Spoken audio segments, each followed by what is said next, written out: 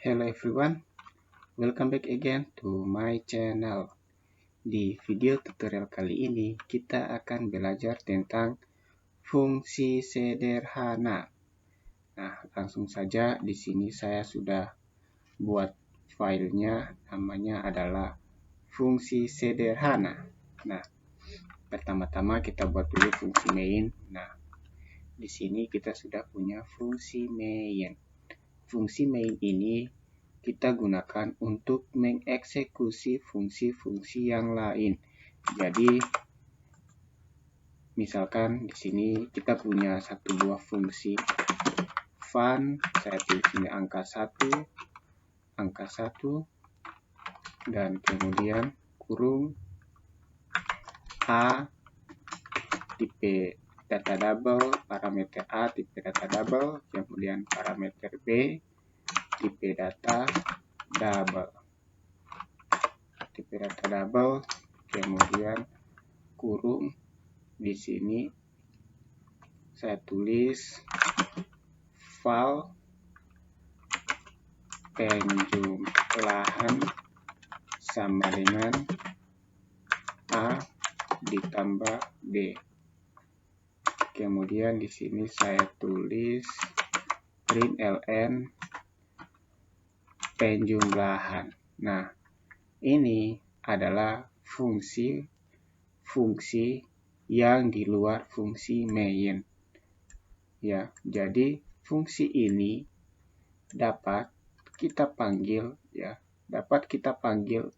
di dalam fungsi main. Nah, caranya seperti apa?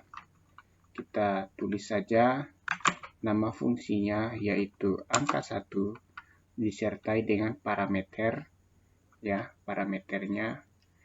Parameter pertama A itu tipe data double. Saya tulis 2.1, 4.2,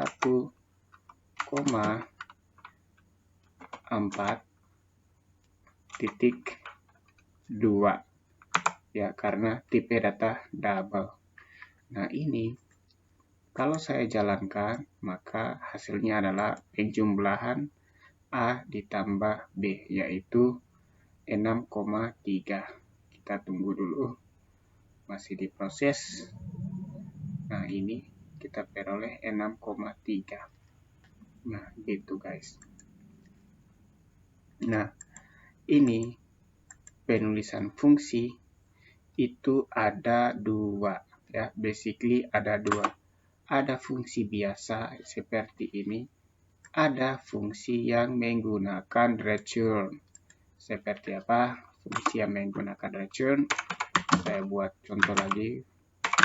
Fungsi angka 2 ini saya tulis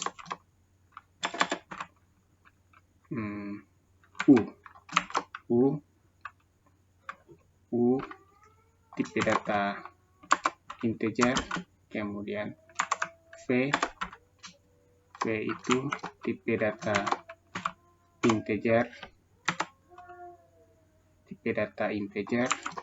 kemudian di sini saya buat lagi integer disertai dengan kurung. Nah,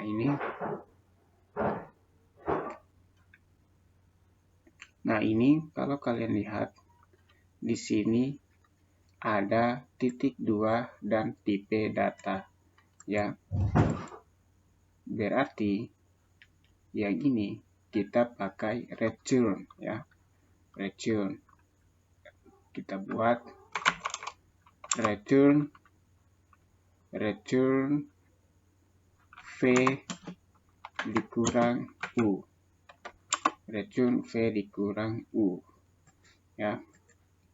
Nah, kemudian fungsi yang ini kita panggil di fungsi main untuk menampilkan hasil dari fungsi yang ada di angka 2. Nah, ini saya buat lagi satu buah variabel. Saya tulis pengurangan sama dengan nama fungsi yang kedua, yaitu fungsi angka 2 disertai dengan parameternya. Parameter pertama yaitu tipe data integer, saya tulis 4, kemudian parameter kedua V tipe data integer saya tulis 8. Nah, ini kalau saya ingin menampilkannya, tentu kita pakai apa? Println. Println saya tulis pengurangan dan saya jalankan, maka hasilnya adalah 4. Kenapa? Karena pengurangan dari 8 dikurang 4 atau V dikurang U sesuai dengan formula yang kita kasih masuk di fungsi angka 2. Nah, itu gitu ya guys. Nah, ini kalau kalian lihat di sini tuh ada di parameter U itu integer ini bisa kita ubah parameternya ini ya, bisa kita ubah dengan tipe data yang lain.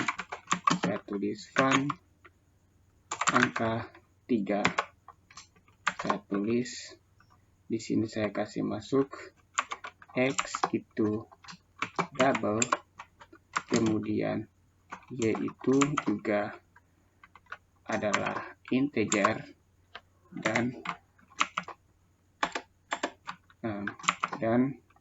di sini saya tulis double. Nah, ini pakai return juga. Di sini saya tulis return Y dikali X ya. Y dikali X itu adalah perkalian ya. Y dikali X sama saja X kali Y. Y kali X sama dengan X kali Y, sifat asosiatif. Nah, ini kalau saya ingin tampilkan ya, saya buat val perkalian sama dengan angka 3 5 tipe data double ya, parameternya X itu tipe data double, kita pakai koma ya, saya tulis koma 0, kemudian Y itu tipe data integer, saya kasih masuk 8.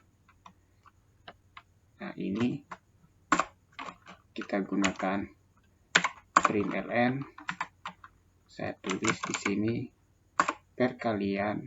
Nah, kalau kita jalankan, maka hasilnya adalah yang di angka 3 ini ya, fungsi yang ada angka 3 ini. Fungsi yang ada angka 3 ini ya, disertai dengan variabelnya. Kalau kita tampilkan, hasilnya berapa? Hasilnya adalah 40. Nah, coba kita tes jalankan. Nah, betul ya, 40,0. Kenapa? Karena ini tuh double ya, endingnya di sini double ya. Kalau saya ubah ini, di sini menjadi integer, maka nanti outputnya juga adalah integer. Bisa nggak? Double. Oh, tidak bisa guys. Tidak bisa. Ternyata bisanya ini double ya. Di sini tidak bisa dibuat integer. Kalau kita buat integer, error. Nah, gitu ya guys.